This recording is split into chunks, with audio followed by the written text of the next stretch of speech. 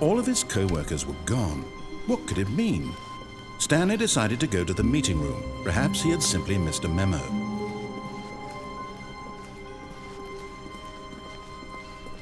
When Stanley came to a set of 2 open doors, he entered the door on his left.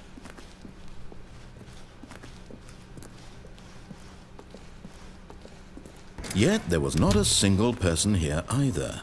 Feeling a wave of disbelief, Stanley decided to go up to his boss's office. Hoping coming to a staircase, Stanley walked upstairs to his boss's office.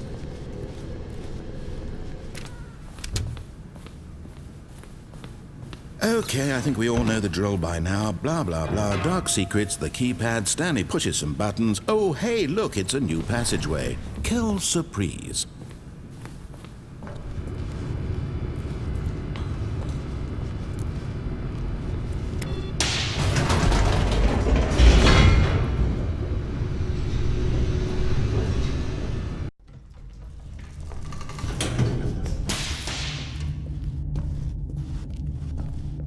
Stanley walked straight ahead through the large door that read Mind Control Facility.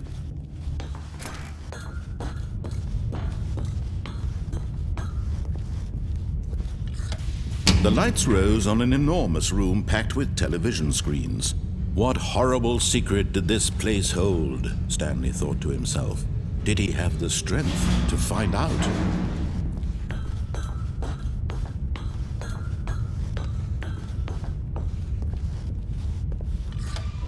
Now the monitors jumped to life, their true nature revealed. Each bore the number of an employee in the building, Stanley's co-workers. The lives of so many individuals reduced to images on a screen, and Stanley, one of them, eternally monitored in this place where freedom meant nothing.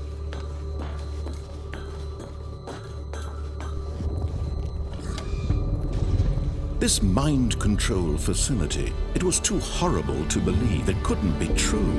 Had Stanley really been under someone's control all this time? Was this the only reason he was happy with his boring job? That his emotions had been manipulated to accept it blindly? No, he refused to believe it. He couldn't accept it. His own life in someone else's control? Never! It was unthinkable. Wasn't it? Was it even possible? Had he truly spent his entire life utterly blind to the world? But here was the proof. The heart of the operation. Controls labeled with emotions. Happy or sad or content. Walking, eating, working. All of it monitored and commanded from this very place. And as the cold reality of his past began to sink in, Stanley decided that this machinery would never again exert its terrible power. Oh, Stanley, you didn't just activate the controls, did you? After they kept you enslaved all these years, you go and you try to take control of the machine for yourself. Is that what you wanted? Control? Oh, Stanley, I applaud your effort, I really do. But you need to understand, there's only so much that machine can do. You were supposed to let it go. Turn the controls off and leave. If you want to throw my story off track, you're going to have to do much better than that. I'm afraid you don't have nearly the power you think you do. For example, and I believe you'll find this pertinent, Stanley suddenly realized he had just initiated the network's emergency detonation system. In the event that this machine is activated without proper DNA identification, nuclear detonators are set to explode, eliminating the entire complex. How long until detonation then? Let's say, 2 minutes. Now this is making things a little more fun, isn't it, Stanley? It's your time to shine. You are the star. It's your story now. Shape it to your heart's desires. Oh, this is much better than what I had in mind. What a shame we have so little time left to enjoy it. Mere moments until the bomb goes off. But what precious moments each one of them is. More time to talk about you, about me, where we're going, what all this means. I barely know where to start. What's that?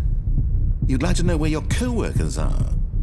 A moment of solace before you're obliterated? All right, I'm in a good mood. You're gonna die anyway. I'll tell you exactly what happened to them. I erased them. I turned off the machine. I set you free. Of course, that was merely in this instance of the story. Sometimes when I tell it, I simply let you sit there in your office forever, pushing buttons endlessly and then dying alone. Other times, I let the office sink into the ground, swallowing everyone inside, or I let it burn to a crisp. I have to say this, though, this version of events has been rather amusing. Watching you try to make sense of everything and take back the control wrested away from you, it's quite rich. I almost hate to see it go. But I'm sure whatever I come up with on the next go-around will be even better. My goodness, only 34 seconds left. But I'm enjoying this so much. You know what? To hell with it. I'm going to put some extra time on the clock, why not? These are precious additional seconds, Stanley. Time doesn't grow on trees. Oh dear me, what's the matter, Stanley? Is it that you have no idea where you're going or what you're supposed to be doing right now? Or did you just assume when you saw that timer that something in this room was capable of turning it off? I mean, look at you. Running from button to button, screen to screen, clicking on every little thing in this room. These numbered buttons, no, these colored ones, or maybe this big red button, or this door. Everything, anything, something here will save me. Why would you think that, Stanley? That this video game can be beaten? Won? Solved? Do you have any idea what your purpose in this place is? Stanley, you're in for quite a disappointment. But here's a spoiler for you. That timer isn't a catalyst to keep the action moving along. It's just seconds ticking away to your death. You're only still playing instead of watching a cutscene because I want to watch you for every moment that you're powerless, to see you made humble. This is not a challenge, it's a tragedy. You wanted to control this world, that's fine. But I'm going to destroy it first, so you can't. Take a look at the clock, Stanley. That's 30 seconds you have left to struggle.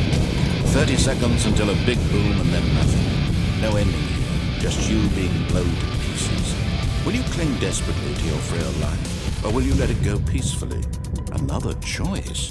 Make it count, or don't. It's all the same to me, all a part of the joke. And believe me, I will be laughing at every second of your inevitable life from the moment we fade in until the moment I say happily ever after.